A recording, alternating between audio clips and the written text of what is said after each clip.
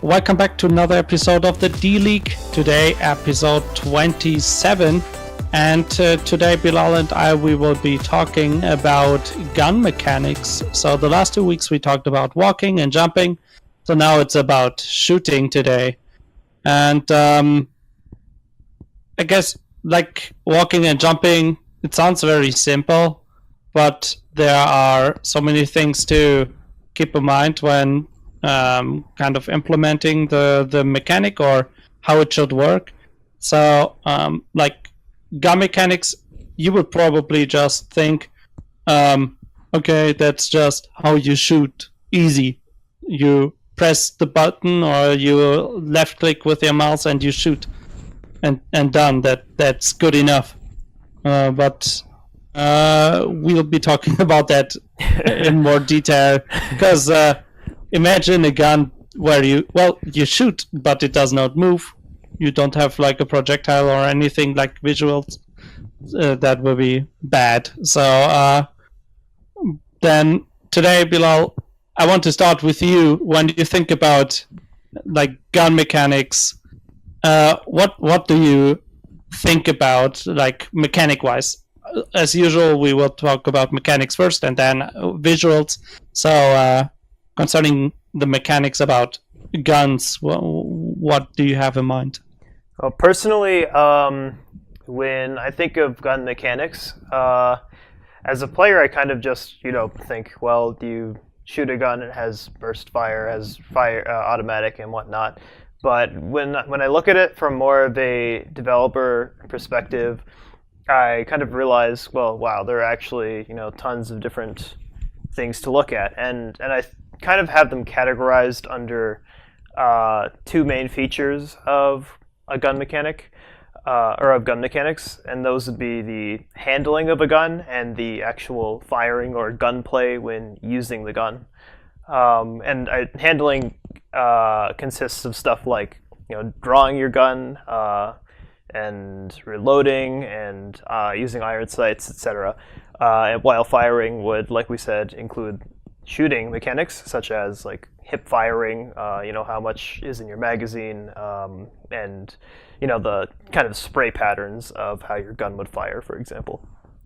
Okay, yeah, for me it's kind of the same, like the drawing, the kind of shooting and everything that's comes with it, and also like the type of gun that you use.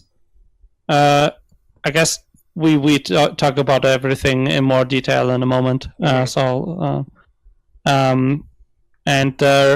For me, like even mechanic wise, there's so much stuff to think about, like is it single hit or is it area of effect damage? How does armor influence the damage? Do you actually include reloading? Can you like modify a weapon? Is it like one weapon, or can you wield like two weapons at the same time? Or does it influence movement speed? Stuff like that. And I think there's so much that you can kind of change to make it feel more unique or different. Like you talked about, let's start from the beginning. So drawing the gun, for me, what I thought about was, are you able to shoot or not when drawing the gun? Like, is it just an animation that you are drawing the gun, but you switch instantly? So it's like pressing 1 or 2 on the keyboard to switch weapons, and you could shoot right away. So that's kind of mechanic decision as well. I don't know. Do you have anything concerning drawing a weapon that you think is? I think in terms of like what you described, if it's a first-person shooter, I'd say you probably want to stray away from that, like firing while your gun is drawing. I think it can be kind of strange to have visuals that don't really communicate what's actually going on.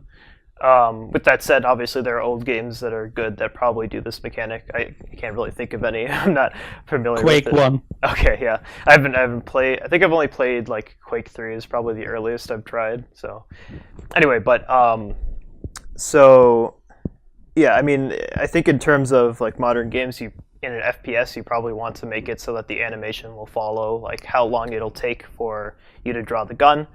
That way the player is expecting, well, of course I can't shoot. That's why something like a quick draw mag, for example, would, or not quick draw mag, sorry, but some sort of vertical foregrip, some upgrade for drawing speed could help with that kind of feature. That kind of thing. And also, the other thing to think about is like if you're not talking about a first person or a third person, then if it's a 2D game or if it's a top down, it's not as important to be 100% precise. So I'd say like if you wanted to make your drawing completely instant, regardless of the visual, then maybe in those games it's fine to do. Okay. Then you had a different step between like drawing and shooting the gun. What was it? Holstering? Yeah. I think. I guess that's just the opposite of drawing the gun, right? Yeah, basically, yes. Okay. So, is there anything special you want to talk about there? In terms of holstering. The I guess Fallout is a good example. If you were to holster your gun, you obviously move faster because you're not ready for combat. So stuff to keep in mind is like if your gun is holstered, can you holster your gun? And how does that interact with the world? For example, in Deus Ex, maybe some people will be like, get your gun out of my face, you're pointing at me while trying to talk to me. Or maybe you move faster with it holstered because you're not in combat. So. Okay. So also like in Counter-Strike where you run faster if you hold the knife instead of your gun. Exactly. Okay. All right. Then then shall we move on to shooting? Because that would be my next point. I'm not sure if is there anything you want to talk about before shooting a gun? I mean, we can we can go to shooting. I mean, we can kind of go back and forth with the mechanics. So concerning shooting, what I had in mind was a cooldown. Is there a recoil? Which means, like, does your aim change when shooting the gun? And of course, if shots go straight or if they spray. Yeah. So, like, cooldown would mean, let's say you have a rocket launcher and you can only shoot every 2 seconds. So the cooldown would be 2 seconds for the rocket launcher. Because imagine you have a rocket launcher that could kill in one shot, and you shoot 100 rockets in 1 second. That would be kind of broken. So in this case, you kind of balance the game through cooldown. And I guess recoil, that's something depending on how realistic you want the game to be. I mean, games like Counter-Strike use recoil to make it more realistic, where you kind of, when shooting the gun, you can pull down the aim to negate the recoil. While games like Quake or Unreal Tournament, you don't have a recoil. You always, like, your aim always stays at the same point, no matter what weapon you are shooting. Yeah. Or if shots go straight or spray, I think that's also a design decision. I guess for a game like Quake or Unreal Tournament, it's really strange if your shots spray, because like your aim doesn't change, but like you're not hitting where you're aiming because of the spray. Yeah. I guess that would be kind of weird, because you cannot really aim precisely in that case, because even if you have the opponent in your aim, you shoot and then suddenly it sprays to the left and then you miss it. Like really frustrating. Yeah, there are some games that actually do that where the camera will not move, but the gun spray will. Well, the gun will keep inaccuracy, so you have to wait for the gun to, as if the gun has a mind of its own. You have to wait for the gun's recoil to cool down, so you can shoot again regardless of your camera's position, and then it'll be accurate on the first shot again.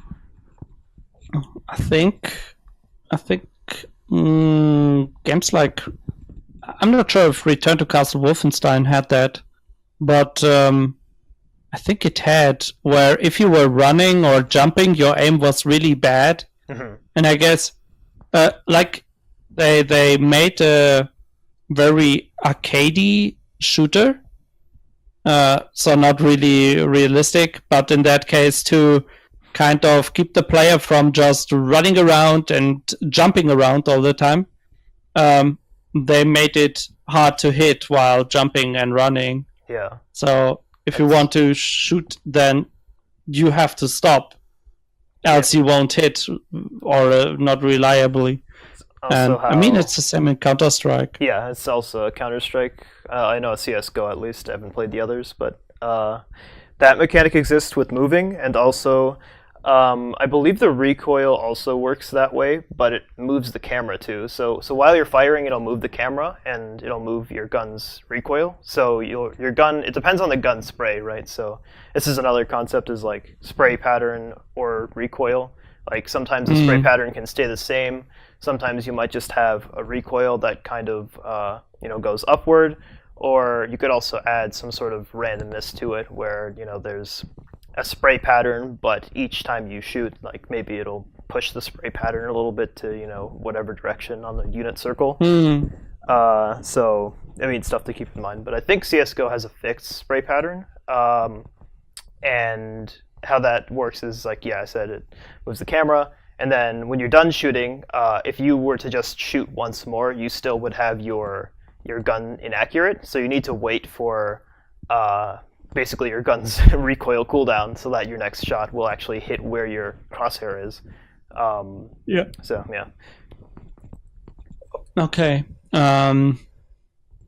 Then I guess that's it for kind of aiming or shooting. The next thing is there are actually two types of kind of shooting, or how weapons work, and that is hit scan and projectile based weapons.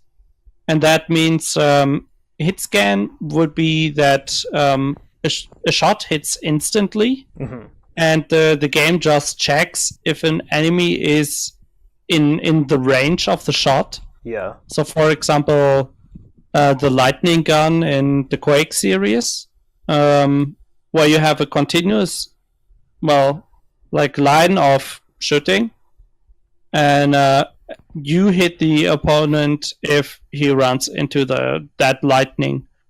So that would be hit scan, because it just checks, okay, is the enemy in the lightning? And while something like a rocket launcher would be projectile based, because you shoot the rocket and it's flying, and then the game checks if it made a collision with something, so with a wall, or maybe with stairs, or with an enemy, and then you get the explosion. So that's projectile based. Yeah, there's also those. Yeah, those are the two most common. But I have heard that there's one technique, I think, where it'll basically check a trajectory rather than actually fire the projectile, because actually a lot of game engines can be inaccurate at a high velocity. So I think they'll use a technique, I think a function of some sort of trajectory to determine with bullet drop and your gun's power and all that, everything basically. So how fast your bullet is going and how heavy it is, and everything together. It'll check if the bullet were to actually be launched would it hit that person. Okay. So yeah, that's one possibility as well. I think if you're having like projectile bugs. All right.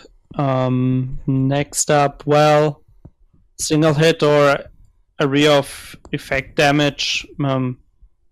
I mean, that's kind of self-explanatory, Yeah, I exactly. think. Yeah.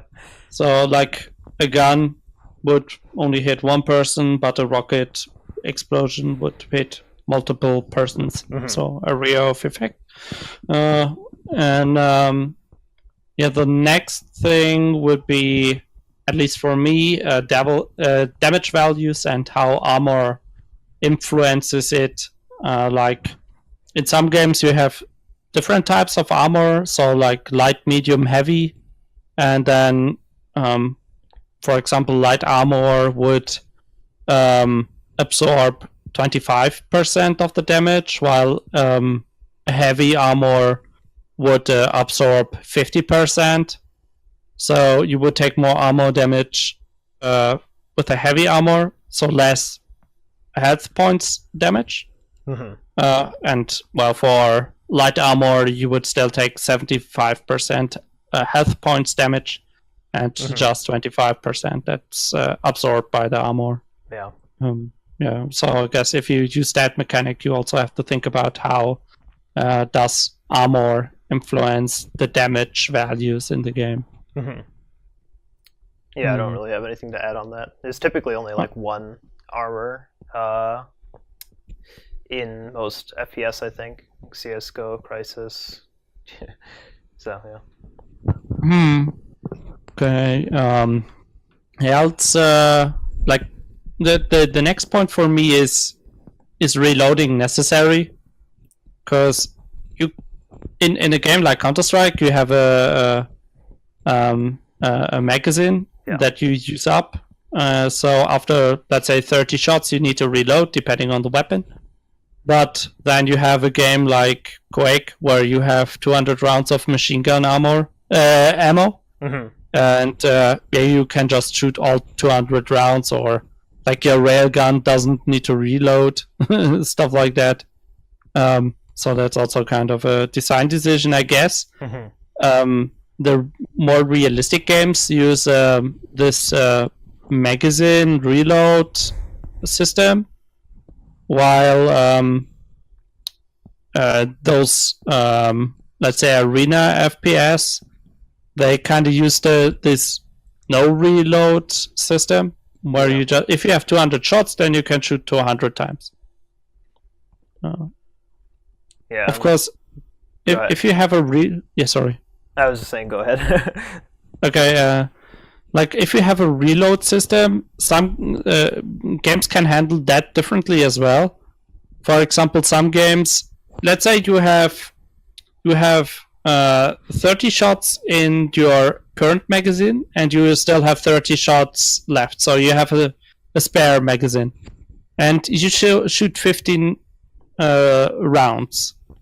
And so it would be 15 in the current magazine and 30 in the spare magazine. And some games, if you reload, because you kind of throw away the magazine, you lose those 15 rounds in the current magazine.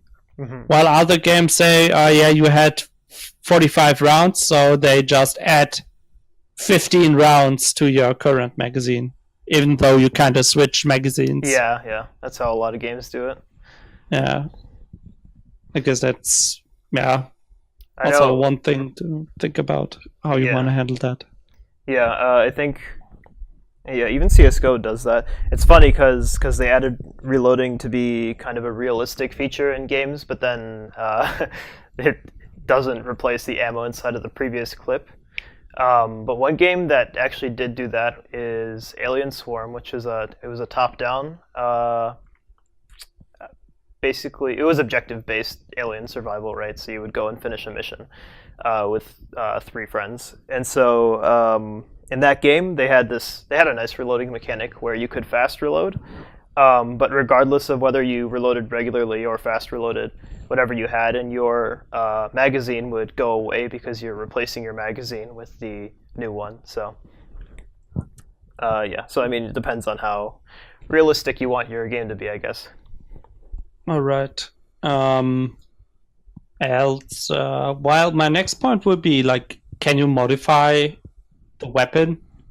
I know that like in a game like Resident Evil 4, where you could upgrade weapons to behave differently, like higher damage or more range or more accuracy, things like that. So maybe if you don't have a versus shooter, you might want to think about that as well. Where you can modify the weapon as a player to just fit your style. Maybe you love pistols, so you can upgrade some pistols instead of going for assault rifles or something like that.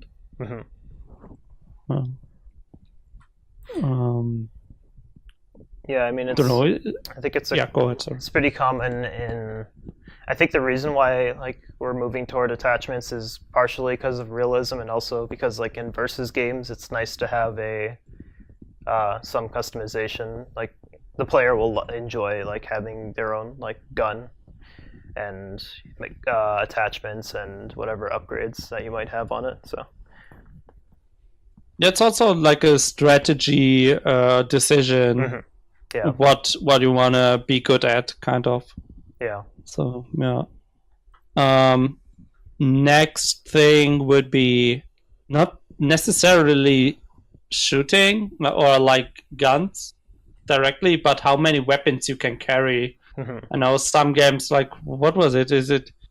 Was it Call of Duty where you could only carry 2 guns? Yeah, I think it was pistol, and then like if you had the right perk, you could carry 3. If you had the right perk, you could have 2 primaries. Otherwise, I think default is like 1 primary and a pistol, or a secondary. I remember Duke Nukem Forever when that game came out. Some players were really pissed that you could only carry 2 weapons, because in Duke Nukem 3D. You could carry 10 weapons, so like you could just carry every weapon that you pick up at the same time. But then in Duke Nukem Forever, it was like, okay, is this Halo or something? Why can I only carry two weapons? Like it was like a step back from Duke Nukem being able to carry 10 weapons to just 2. Why? Yeah, so sounds strange to have in a Duke Nukem game. Yeah, and next thing for me was 1 weapon only or dual weapon wield possible. So I know that in Unreal Tournament 99, you could pick up the standard pistol if you killed the opponent, and then you could double wield them. But that was like the only weapon you could carry 2 at the time, or shoot with both hands. So it was kind of fun. And I guess that's also a design decision. Like, okay, maybe if you go the realistic way, then like Counter-Strike. Who can you really shoot well with 2 AK-47 in like both hands? What's funny is that the dualies in CS:GO are actually, I think, one of the more accurate pistols, but they're very bad damage-wise, which makes no sense. So, yeah. Well, you can shoot twice as fast, so they need to make less damage. Yeah, I guess so. Last point would be, does weight influence movement speed? Also, like you talked about, like carrying a knife or the weapon, if you're faster with that. So kind of like holstering. So I think, that's also something to think about. Yeah. If you carry a rocket launcher, are you actually slower? Exactly. Yeah. Guess also a design decision. Like those arena shooters, they don't have that implemented as a mechanic. you always move the same speed, no matter what weapon you carry. While Counter-Strike, you just get slower when carrying a normal assault rifle compared to a knife. Yeah, whichever weapon is drawn is the one that your movement speed is based on. Okay, so that's it for me concerning mechanics. Is there anything that you still want to talk about? We didn't cover a couple things that I think are important. Like, for one, in I guess it's kind of like all aiming in a game. Like, first-person shooter or third-person shooter will often have hip fire as well as like using the sights and actually, yeah, just those two: iron sights, hip fire, and I guess scope kind of counts as iron sight too. So CS:GO, for example, only has hip firing, but it's like a more tactical game, which is interesting because you would never hip fire really in a bomb squad defusal situation, probably. So yeah, that's a design decision as well, is picking whether or not you want to have iron sights in your game. Personally, for me, I find iron sights pretty fun, but I also used to play CS:GO a ton, so to me it doesn't really matter. That's again like, do you want your game to be realistic, and which one's more fun? Like, both of those questions are what that relies on, like having iron sights or not. CS:GO does have scopes though, so that's another thing to consider, is you might have scopes without iron sights. And finally, the last thing I think I want to mention is the leaning mechanic, which is it's in Rainbow Six Siege, it's in PUBG, so it's kind of more modern like concept, so that you don't have to show your whole body when you want to peek somebody. So like, yeah, you lean to the side of a crate, and then, well, you might see people there, and they might see only your like top of your head and your gun, rather than seeing a lot more of you and being sure you're there. So, but yeah, those are all the mechanics I had to cover for now. Yeah. All right, then shall we move on to visuals? I actually have a segment on like game interaction. Do you want to do that first? Okay. Yeah, sure. Go ahead then. Okay, so I'll start with like colliders, because that's kind of related to leaning and aiming, right? So in your game, there are obviously colliders for characters and environment. So you want to make sure that they are actually demonstrative of where the colliders are, your visuals, I guess. So maybe visuals is kind of related. But for example, a building collider should actually cover the building. It shouldn't kind of jut out, because if you try to lean to the side of a building and you have a clear shot at somebody and you shoot and you see a bullet hole like flying in the air because there's a collider there, that's very annoying, and it's just bad. So that collider should be adjusted. Because there's not really a scenario, unless you have invisible walls in your game as a mechanic. That's not really a scenario you want in any game. That's like based upon like realistic gunfire, right? And then you also, I guess, do you have anything to say about that, or? I just want to mention that it can be very frustrating when you want to shoot around the corner, and then like if you have a grenade launcher or you're throwing a grenade, and then suddenly the grenade just bumps back into you and you can't see anything that you could have hit. or like you're shooting a tree or through a tree, and then suddenly that thing just bounces back off the tree. Yeah. Like, even though you shoot through the leaves, and that can be very annoying. So yeah, like you said, if you have those invisible colliders, they're like straight in front of your character, even though you have a clear view. That can be very, very annoying. It can be very funny, but it's only funny the first time it happens, and then afterwards it just gets annoying. And yeah, if you're going to have like that kind of thing on accident, like for example, if you have a picket fence and then there are holes between the fence and the player, like, it looks like you'd be able to shoot through there, then, and you're not going to adjust that collider, then maybe just don't even have the picket fence altogether, because as it's better that the player is not misled into thinking that there's a thing to shoot through, rather than, just leaving that out. So Yeah. okay, I guess other things to keep in mind with game interaction is like when you're aiming at a guy and they're running very fast, it's harder to hit them. So you want to keep in mind that the player's regular move speed is, if you're in a multiplayer game, for example, other players' move speed will affect how easy it is to shoot other characters. So, for example, in an arena shooter, it might be harder to aim at somebody than it is in Counter-Strike or Rainbow Six, right? So yeah, that's one thing to keep in mind. Also, the player move speed. And for my last point on game interaction, I just have netcode. Right. So I think PUBG is probably the biggest example of having some issues with this, right? So in PUBG, it's a lot better now, but there used to be much worse problems, namely stuff like rubber banding and just laggy, slow gameplay, right? So, I mean, if you're shooting at somebody and then they're like teleporting, then that's annoying.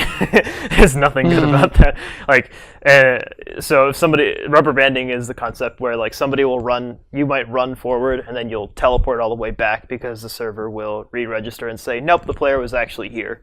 Because that's kind of an authoritative solution of saying the player cannot go faster than he's supposed to. And actually that issue made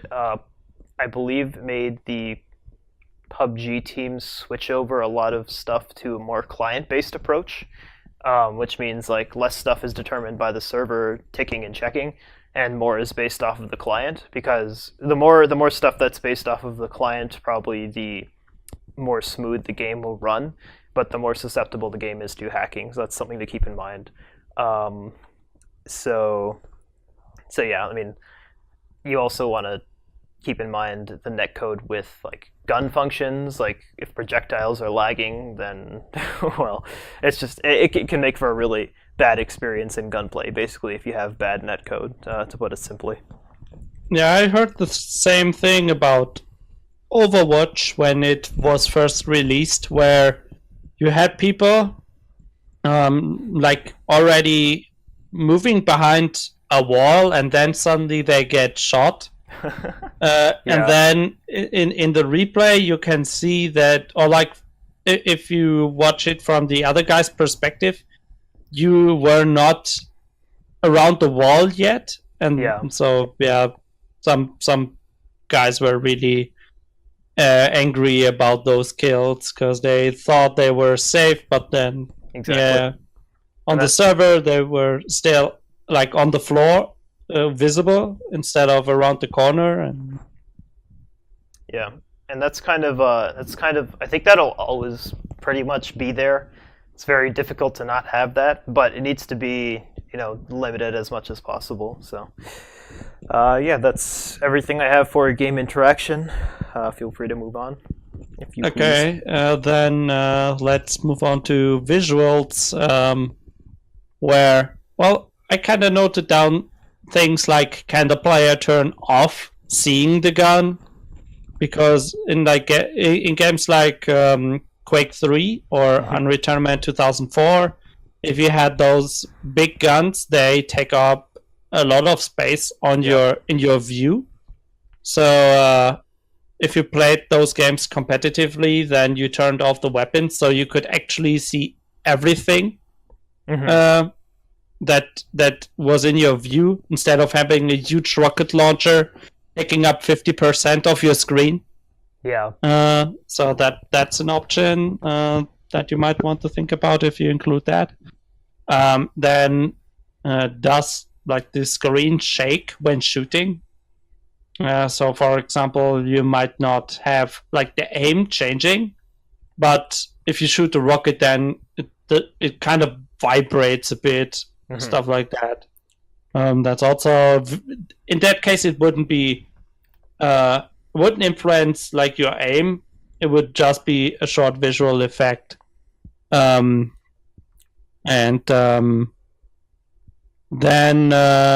things like at what point can the player shoot or switch weapons during animations. So for example, like if you have the drawing animation, at what point can the player shoot already? Or like imagine you have an idle animation where your character throws up his pistol or something, and then you switch weapons. It would look a bit strange because you switch weapons while one, like the pistol, would still be in the air or something. But yeah, so something to keep in mind in that case as well. Can the player actually shoot or switch weapons in that case? Would be kind of stupid not to be able to do that during such an idle animation, but who knows? Maybe you just hate your players and you don't want to make it. Yeah, and another thing that I think is important concerning gun visuals would be that you should make guns recognizable for other players. So it's not like if a rocket launcher looks the same as the machine gun, as the same as the shotgun, the same as like some laser weapon or something, then you can, as the other player, you cannot really read the situation. Like, are you at a disadvantage? Are you at an advantage right now? Because everything looks same-ish. And just imagine you are playing a game like Counter-Strike, and you, like, every weapon would look the same, except for you playing that character. So all the other players would just see a generic weapon. Yeah. And in that case, you would be able like to read: are they doing a pistol round? Are they saving funds? Because everything looks like an assault rifle. Or imagine the knife looking like an assault rifle. It just shoots throwing knives. No, you get stabbed. You got stabbed by an assault rifle in that case. Yeah. Yeah. So in that case, I think it's important to also make weapons just kind of recognizable on a longer distance, so that also the other player gets more information on what is the other player actually using. Yeah. Yeah. It's a lot easier to know what to expect when you know what gun the other guy's using, especially like you said in a game where you're like in a team. In Counter-Strike, namely, is kind of the biggest one where if you're going to want to report what gun the other guy is using, and you can usually tell based off of, well, you can't always tell actually based off of the sound and the look of a gun. So, I mean, if it's a cheap SMG, then you know, well, they're probably doing a save round, or they're doing like a, lower. It's not really save, but it's more of a like low cost eco round. Or like an AK. They know if somebody's holding an AK at a door, they can one shot you in the head no matter what. If there's an op and you peek one by one, you lose. So that kind of stuff is important to know. Yeah, so that's kind of it for visuals for me as well. Yeah, I think I can't think of anything more to talk about visuals. Is there anything that that came to mind for you concerning visuals? Yeah, I should say you mentioned screen shaking, but I don't think we mentioned like the actual gun animation. But imagine just think for a second about a gun that doesn't move at all when you're shooting out of it, and you just see a muzzle flash, or maybe no muzzle flash at all, but you hear a noise of shooting the gun. So that's really off-putting. And what makes a gun feel real in a game is like a combination of the sound and the animation and whatever other visuals. So the animation should really follow the recoil and the firing. So it's something to keep in mind. And I believe that's all for me. Yeah. Just one note. It's realistic if your gun does not make any animation, but the sound is just pew pew pew pew. So so that's it for me as well. I guess any last words? I guess we can close out this episode for today. No, I'm all set. All right, then I don't have anything to say either. So that was episode 27 of the D-League. Today we talked about gun mechanics. I hope you enjoyed this episode again, and we will talk about more game mechanics next week. So I hope you tune in again. And until then, have a nice week, and tune in again next week. Bye bye. Bye bye.